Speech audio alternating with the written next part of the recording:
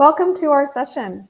My name is Ricky Graves. I wanted to welcome everyone to this session at our Pediatric Transplant Families Transplant Conference. As you enter, could you please type in your name to the chat box and your connection to transplant? You could also, we would also like to see what your favorite emoji is. So chat rules.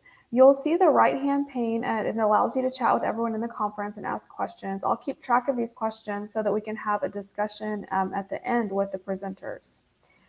So it's my pleasure to introduce our session on the innovations in pediatric heart transplant. Today is Thursday, April 28th, and our session begins at 11 o'clock Eastern Time.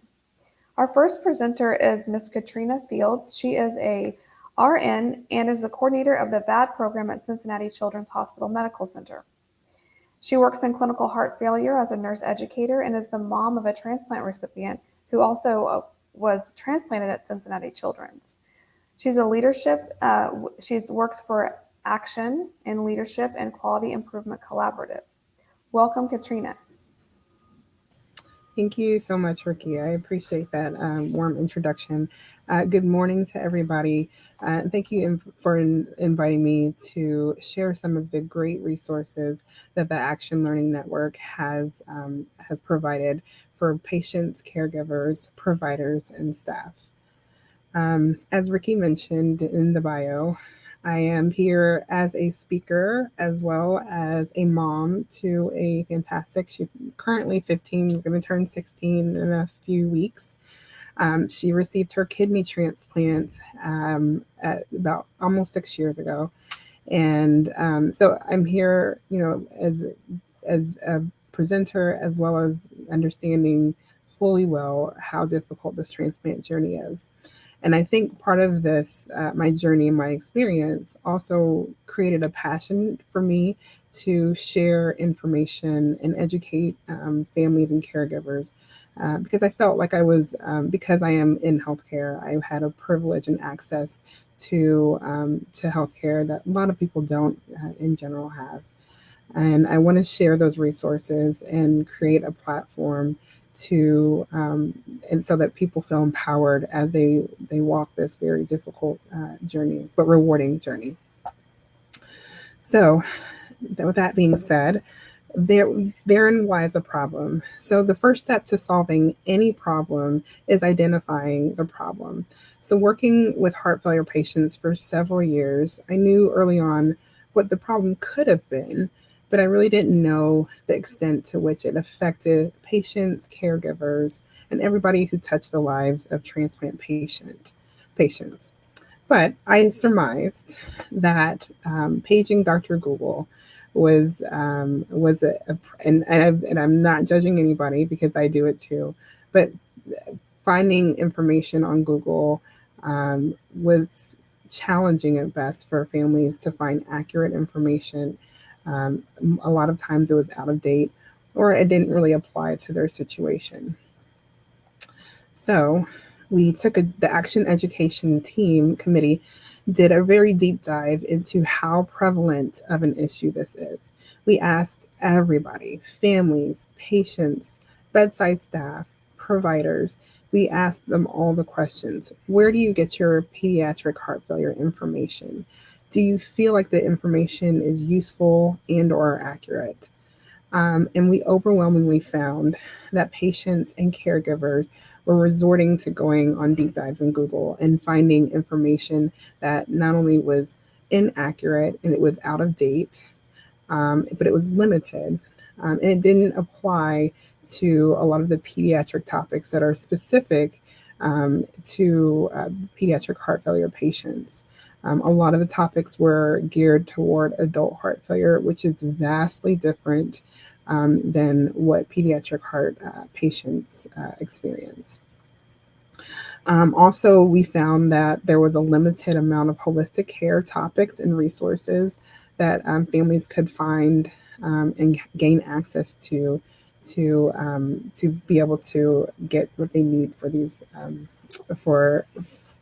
as they travel on the journey.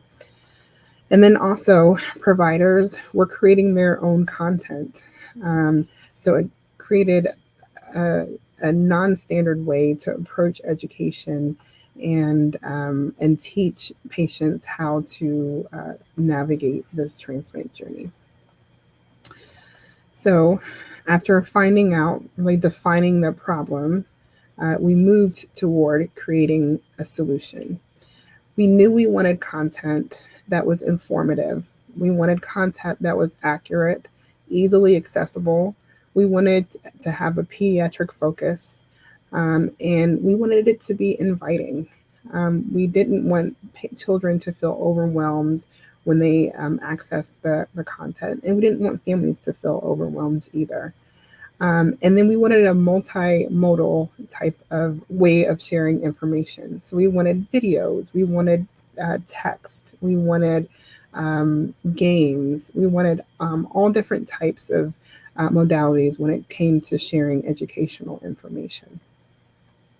So we created the Action Education Toolkit. And forgive me, I am going to switch back and forth to the live website and my presentation. Hopefully it goes smoothly.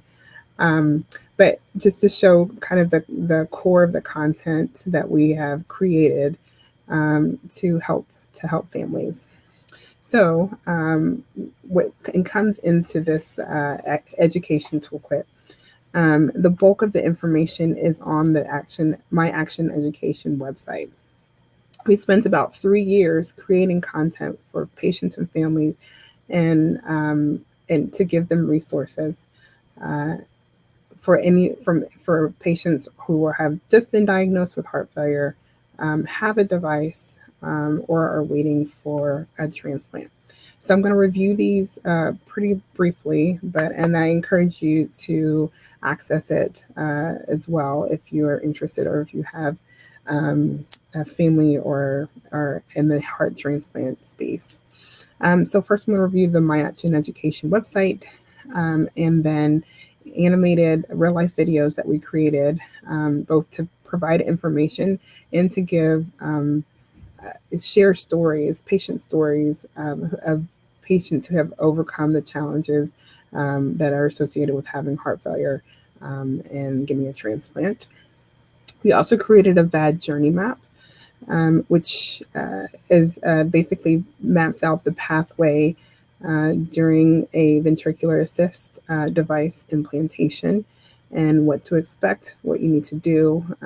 We made it kind of a game board feel, and we'll go over that. We also made a VAD controller change video game that is accessible on the Apple iOS network. We created handbooks, a patient-reported outcomes app that shares information about how patients are doing while they have heart failure, have a device, or are waiting for a transplant. I'll also review the flight plan information that we have, and then on the other end, for the providers, we created a provider education site as well, and I'll share a little bit of that, and then additional resources that we have for families. So first, let's look at the My Action Education website. So this is where all the resources are housed. And I'm going to flip over to the actual screen here. So the way we design this is to kind of walk the journey of diagnosis until waitlisting for a transplant. So as you can see here, we have the Understanding Your Diagnosis tab, which takes families into the overview, causes, and testing, understanding what heart failure is, how it applies to children in a different way than it does for adults, what causes it, and then different types, and then what you can expect for testing and some of the things that you might have to go through. Our keynote speaker talked about some of the things, doing echoes and doing chest x-rays and all of the testing that you have to undergo to have a heart failure diagnosis. And while this is very common on the provider side, it can be very scary for kids to undergo this testing. So we want to give them kind of a insight into what might happen when you go get an echo, and we hear words like ejection fraction. The next part is back here. So the next part is the exploring the medication options. So the next step is going into having medications available and having oral or IV therapies. So we go a deep dive into what kind of medications they may see and experience as well. Then we walk into if the heart failure symptoms progress. I know our keynote talked about being on ECMO, but there are other advances in heart failure technology that we can implant different devices instead of progressing all the way to ECMO. So we cover all of the pacemakers, VADs, pre-transplant journey, as well as cardiomebs. And it goes into an incredibly deep dive about what all of those entail. And then, which is really, really important, is during this journey, maintaining your health and your wellness throughout. So families, let's flip over. Families can understand what dietary fitness restrictions or healthy eating, what lifestyle choices they can make to improve their heart failure symptoms. Next, so we have some animated educational videos. So these are we're committed to the ABCs, and a lot of the educational videos kind of surrounded that theme. But all these are informational videos, about between a minute to 3 minute videos that we can allow patients to watch and have access to, and give a little bit of perspective of what they are doing, or how they need to, what we're doing and how they need to be treated. We also have a YouTube channel that we, and I'll shout out Melissa McQueen. She is on here as well as on our what YouTube channel, sharing her story and her family story. But we have different patient stories and journeys, as well as animated videos to kind of round out our video repository and increase access in case patients don't go to the website. Next, we have our VAD journey map. So our VAD journey map basically starts here, where you're having heart failure symptoms. You're looking to what needs to be done, getting your VAD consult, talking to the surgeon, having your surgery, and kind of navigating the post-operative period, and then eventually going home and living life with the device. We hang this in patients' rooms and use that as a visual tool to help when they're feeling, like hopelessness and feeling like they've been in the hospital forever. Using this journey map kind of gives you a visual tool to think about how close we are to getting to leaving the hospital or being more independent. Next, we have our controller changeout video game that is available on the iOS store. And we use this video game to help teach small children how to do things, or not small children, adolescents, to how to do their controller changes and really take away the stigma or the anxiety that can be associated with if your device is not working adequately. All of this information goes hand in hand with the education that's provided by the bedside provider to ensure, unlimited resources and access to information that they need to have be healthy and have a good life. We also made VAD handbooks, which are these two devices that we have are the HeartMate 3 and the Berlin LVAD. And we have put all of the information from how to change diapers on babies with a Berlin to how to deal with nosebleeds and how to deal with emergencies. Everything is in this book. Prior to these being published, and we worked in conjunction with the reps to make sure that information was accurate and up to date. Before this, we had very large manuals that we had to hand to families and with pictures of old men in fishing vests, and it just was not relatable for the children and patients or in our patient population. So using these books as a tool was very important for us, so they can have something tangible they can take home and use it as a resource if they're able to go home. Use it as a resource. Next, we have the tonic patient reported health outcomes, which basically is like a survey that they get to determine how they're dealing with the different things that happen when you're on the journey, and understanding, so we can have a better insight into how they're coping and do any interventions if necessary.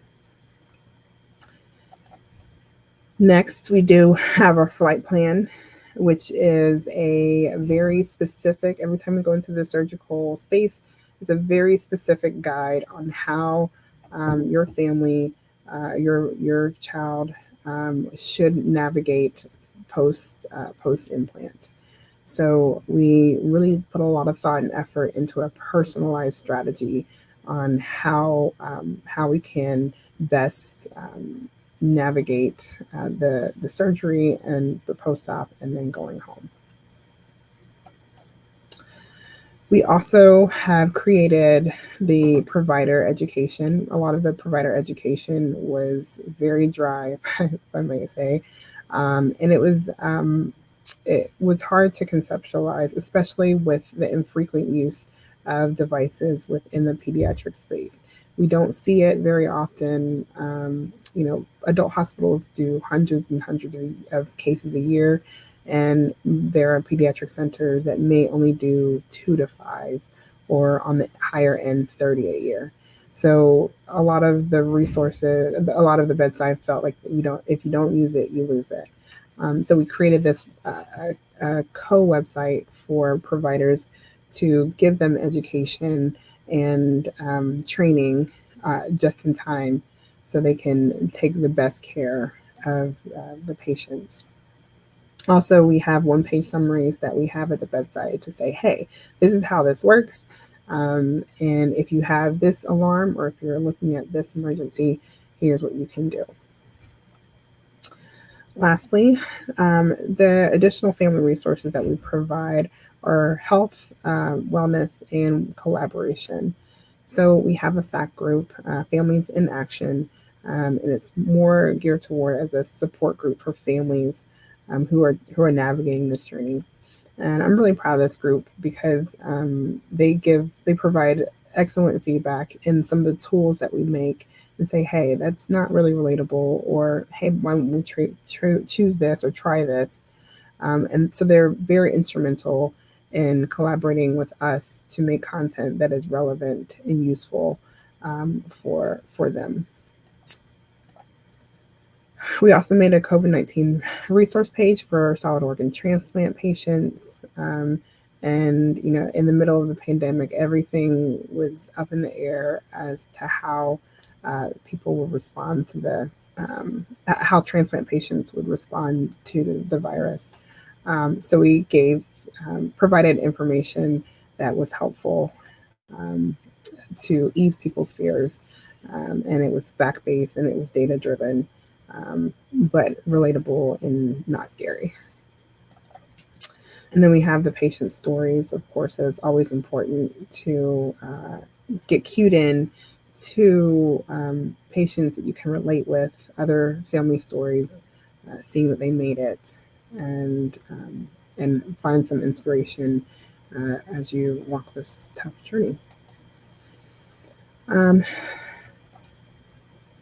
then finally, getting connected with transplant families, of course, and different websites and organizations that are at your disposal and allow you to make the best choices, advocate for your child, and be in the best position to navigate the transplant journey.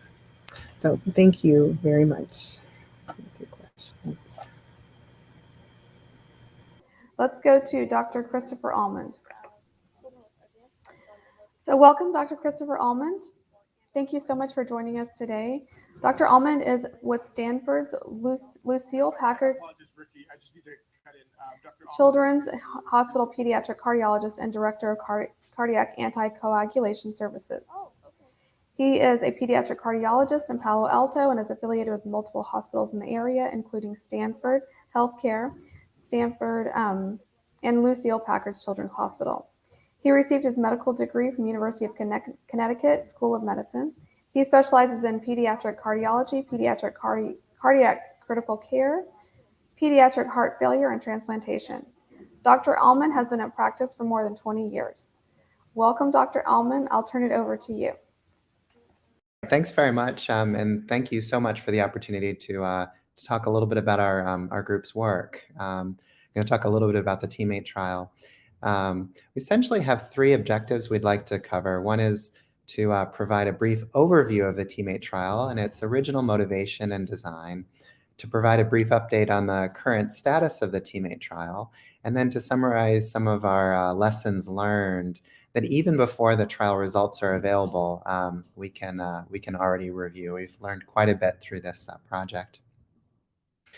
So this project actually originally got started at a meeting in San Diego in 2014, and a lot of us were getting together and were somewhat bemoaning the fact that the pediatric heart transplant world hadn't been able to put together a randomized clinical trial, much like some of our colleagues in liver and kidney had. So we spent some time coming up with ideas and felt that it was really kind of high time that we moved in this direction. Just to give you a little bit of motivation behind this, so pediatric heart transplantation survival has improved over the last few years, but still only about half of children survive beyond 15 to 17 years. And where the improvement has occurred is mostly in early survival. So that is surviving after the transplant until the child reaches hospital discharge. But what hasn't really changed at all in over 30 years has been long-term survival and the complications that essentially limit long-term survival. You can tell this by the fact if people are used to looking at survival curves, that the slopes of these curves that you see far out are all relatively parallel. That is, the rate of attrition hasn't changed at all. So what question did we decide to study for this trial? Well, for many years, tacrolimus and MMF, or TAC-MMF, has been the standard of care for immunosuppression, though the regimen actually has never been FDA approved for pediatric heart transplant at the start of the trial. In recent years, everolimus, which is a mTOR inhibitor, had emerged as an alternative that may prevent coronary artery vasculopathy, a really important complication, kidney disease, and even rejection better than standard therapy. Loma Linda actually is a center in California that had been using a regimen for a while and really was critical in providing a pilot experience for that. So the main question from our trial was, how does everolimus and low-dose tacrolimus compared to regular tacrolimus and MF in preventing long-term complications after transplant. And I think these are all well known to this audience, but rejection, infection, PTLD, kidney disease are amongst them. So in many ways, the TeamMate trial represents a series of firsts for our field. It's the first large multi-center randomized clinical trial in pediatric heart transplant that's been conducted at 25 sites. It's the first to seek FDA approval for an immunosuppression regimen for pediatric heart transplant, and this is through an IND that was granted to Stanford.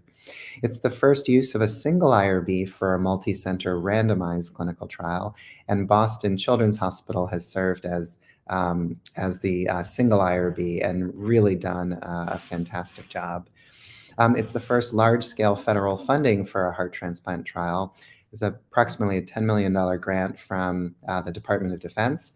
And then the Ancillary Studies Biobank has been generously funded by Enduring Hearts, the American Heart Association. It's the first randomized trial that's used standardized protocols across sites to manage common complications, mouth sores, rejection, CMV prophylaxis. This becomes very important because if you're randomizing, you want to make sure that if there's an outcome difference in the trial, that it's really related to the difference that you're randomizing by and not to other differences in care. It was also the first trial to develop and validate a novel endpoint to essentially power the trial, and that's to give enough statistical efficiency that you can demonstrate differences. So one question that often comes up is, why is randomization important? Well, a randomized clinical trial is just one of many tools in a large toolbox of different research methods. Katrina just talked to us about some of the quality improvement work that has been done by Action, which has just been incredible. And that's one of many tools as well. It turns out that randomized clinical trials generate the highest quality evidence to answer a question definitively. RCTs do require that patients and families are willing to be assigned to one of two treatments randomly, where clinicians and also IRBs are unsure which regimen is better. This is a state of equipoise, which is necessary to conduct a randomized trial. But the magic is with randomization, the assigned treatments essentially eliminates uncertainty related to bias in answering the questions. RCTs are actually incredibly hard to do. They're costly, they're expensive, but again, they do represent the most definitive evidence on a particular question. And you can see this in the table or the figure to the right, which shows randomized trials kind of at the peak of the pyramid of evidence, the quality of evidence that we have. So the study actually essentially has a safety and an efficacy hypothesis.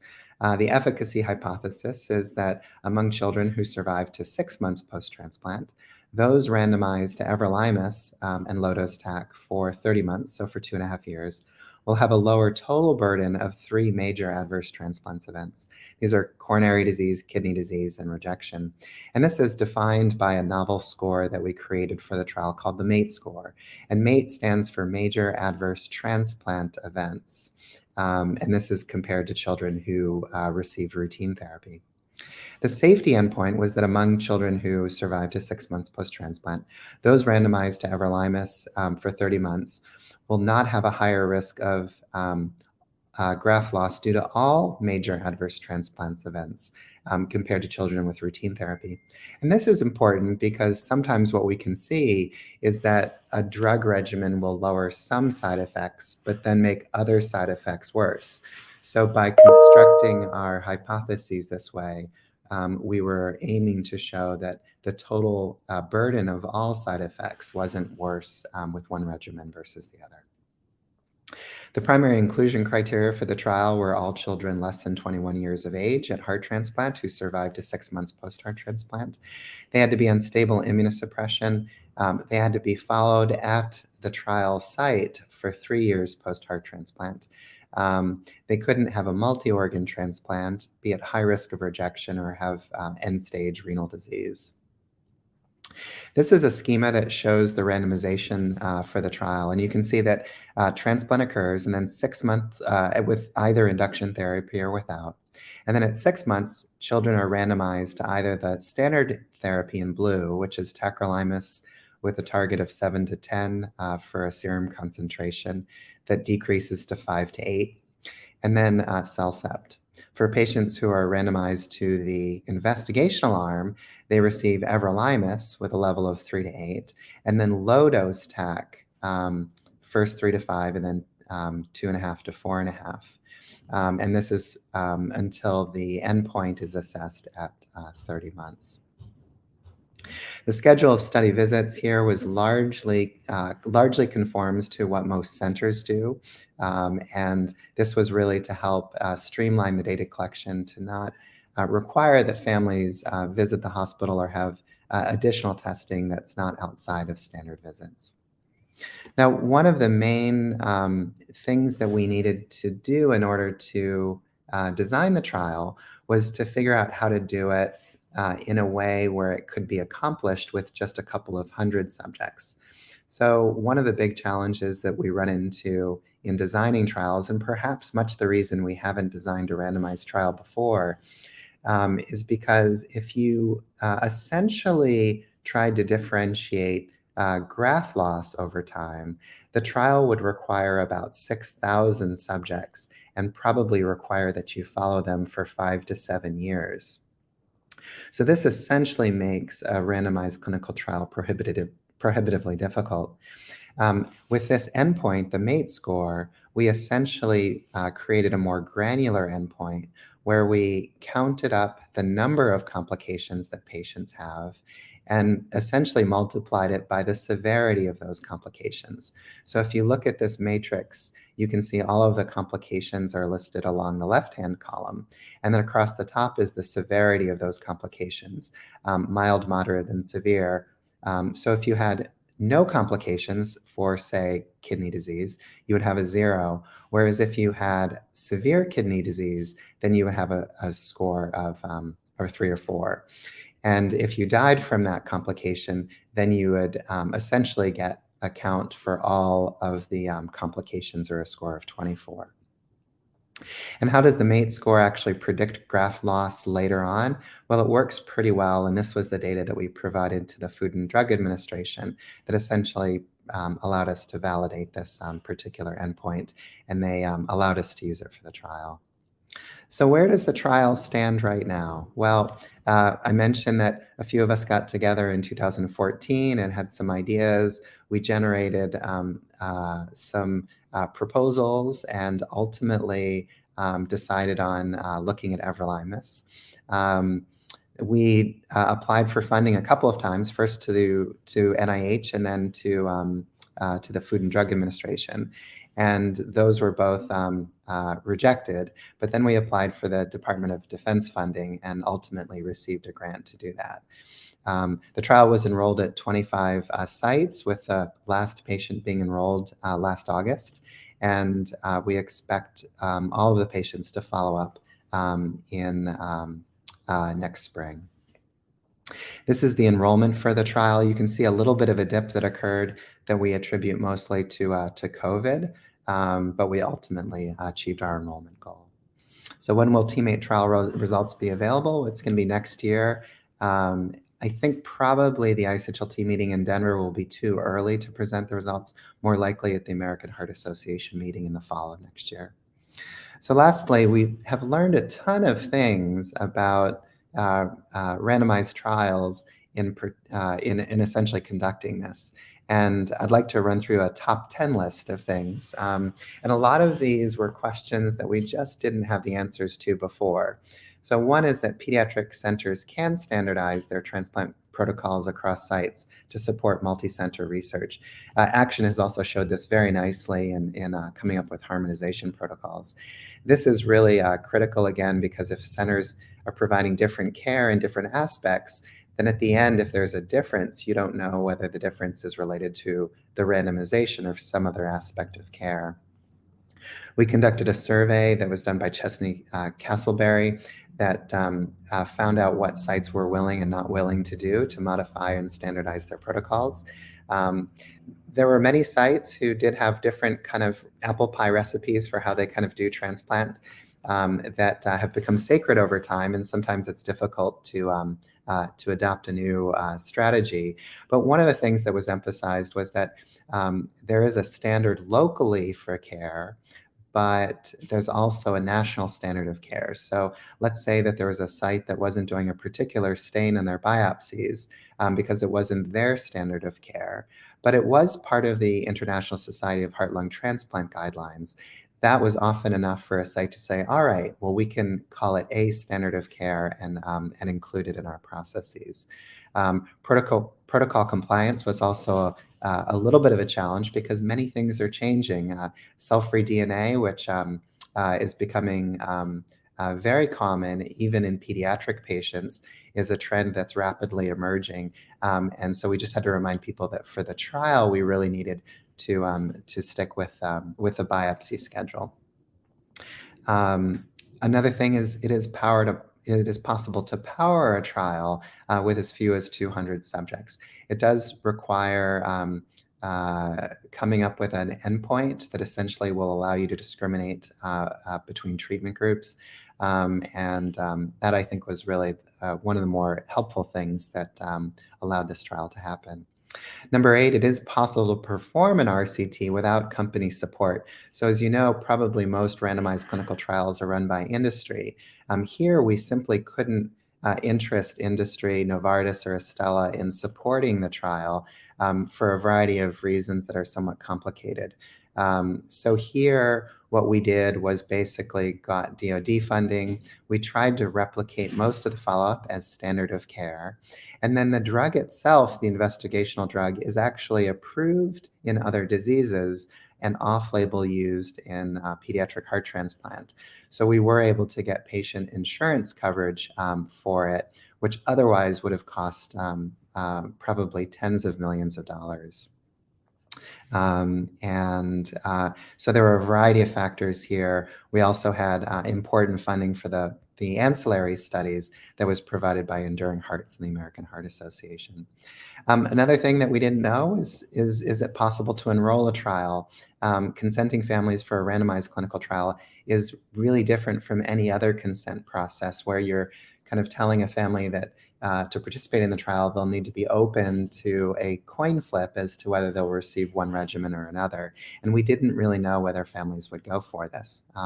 A lot of this really stems from the physician bias. That is, we as physicians need to overcome our personal biases related to preferring one regimen over the other because of our anecdotal experience, and really essentially admit that we don't know the answer. And I put here that this is, I think, especially hard for cardiologists to do, and maybe one of the reasons why the cardiology community has been the slowest in putting together a randomized trial for immunosuppression. And it can also be hard to randomize if, for example, a family is doing relatively well on tacro and Cellcept. It can be take a real dose of courage to decide that you would be willing to be randomized to another regimen.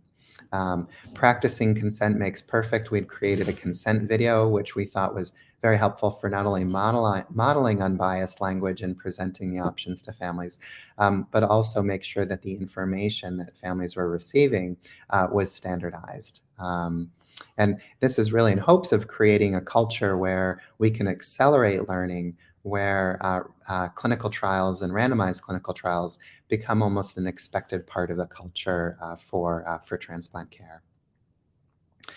Single IRBs are here to stay, and it does take some getting used to.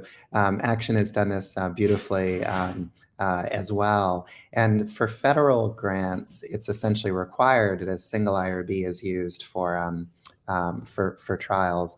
Boston Children's Hospital served as the IRB here. And in many respects, there were a lot of challenges, but it worked out well when there was a protocol amendment related to, say, COVID, that it was reviewed and approved by the IRB and then extended to sites through reliance agreements. Another challenge that we ran into is that even if no infant-friendly liquid preparation exists for a drug, it is possible to standardize home administration with careful instruction. So we ran into a problem early in the trial with a couple of patients who are randomized to everolimus, but as soon as they learned what was involved in mixing it at home, they decided to bow out of the trial. So what we did is we created created an instructional video for mixing everolimus, and essentially there was a video that families had access to, where it walked through each of the steps, and then there was some guidance that were written documents that were provided to families as well. And after those first two cases, we didn't have any other decisions to bow out of the trial after learning about the process. Crossover, meaning when you're randomized to one and then cross over to the other regimen, is a real problem for clinical trials, because it can essentially mean that you dilute the effect that you're trying to measure, and it can imperil the trial. So one of the things we want to do is to try to minimize crossover. To do this, we created some stepwide guidelines to manage side effects. So for example, one of the most common side effects and reasons that people initially wanted to switch off of everolimus was canker sores or aphthous ulcers. So we basically had created a guidance so that all routine things would be done to get beyond the ulcers, which usually only last a week or two, and escalate care in a way that would be consistent. And of course, if it turned out that it wasn't possible because the ulcers were refractory, then crossover would be done. And I think overall there were very few that crossed over to the other side. COVID really did change the world, but we were able to adapt. A lot of this came down to the fact that COVID had disrupted regularly scheduled clinic visits, and this is where critical trial data were being collected on a relatively demanding time sequence. The single IRB in Boston was wonderful and giving us some guidance and trying to figure out what could be done to try to capture all the trial data, even if it was slightly outside of window. And so this is where protocol deviations became actually somewhat expected. But again, the focus was really to find a way to have a complete set of data by the end of the trial. Number two, although the TREAMATE trial design was as efficient as we could make it, I think we're starting to see opportunities of new forms of randomized trials like adaptive randomized trials that might be more efficient. And this is because each conventional trial answers one question and requires one trial to be designed, and then it's taken down. There are a variety of things that can go wrong with the trial because it's based on some assumptions that are made prior to the trial starting. In these novel adaptive kind of artificial intelligence-like trials, the randomization ratio can change to randomize patients to arms that are doing better, and also drop arms that are less effective. They can look at multiple different questions simultaneously, and then run on a perpetual basis. So it's more like a round robin where new therapies are coming in that are being developed, and other things that are less effective are being dropped, and the trial runs perpetually. A lot of the COVID therapies that came out over the last couple of years came out in record time because all of those were sequenced into an adaptive platform trial for it. So there's exciting things in the randomized space to come.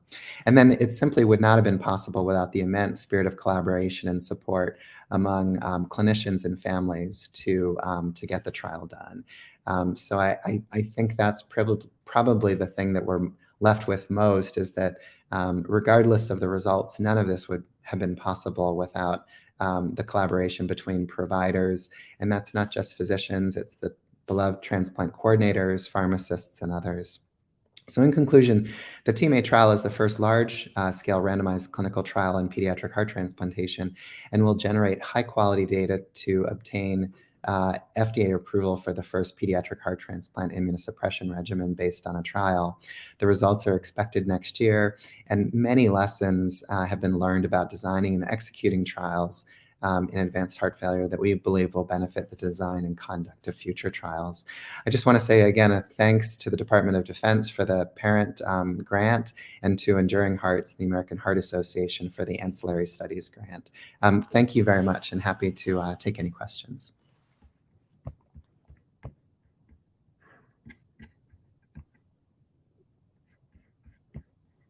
Sorry, Ricky, you're on mute. We do thank you, Dr. Almond. That was a great presentation. So we do have some questions in the chat. The first one is for you, and it says, with the teammate trial showing promise, and are there any predictions for the future of immune suppression? Oh, yeah. I mean, this is such an interesting topic. You know, I think one of the things that we are seeing is that the way that we modify our goals for patients is not kind of proactively. It's only after complications have occurred. So let's say that there's a child who has a series of infections. It's only after a series of infections that we turn around and then we lower the goals for immunosuppression. What we would really love to see in the future is where we're reading the immune system more directly to know how active or inactive it is, and then to lower the goals preemptively to avoid a series of complications over time. There are a variety of markers that are kind of up and coming where this looks like it may be feasible. And in fact, we had submitted another grant to follow the teammate that would essentially try to tailor the immunosuppression to individual children's immune system rather than just based on the drug level, which is how we do it currently. So I think that's one of the bigger ones. And then a lot of people, obviously there's a great concern about antibody effects in heart transplant. And there are a variety of different exciting new drugs to neutralize antibodies, which are really important. And I think there's quite a bit of interest in looking at questions there. So that's a great question.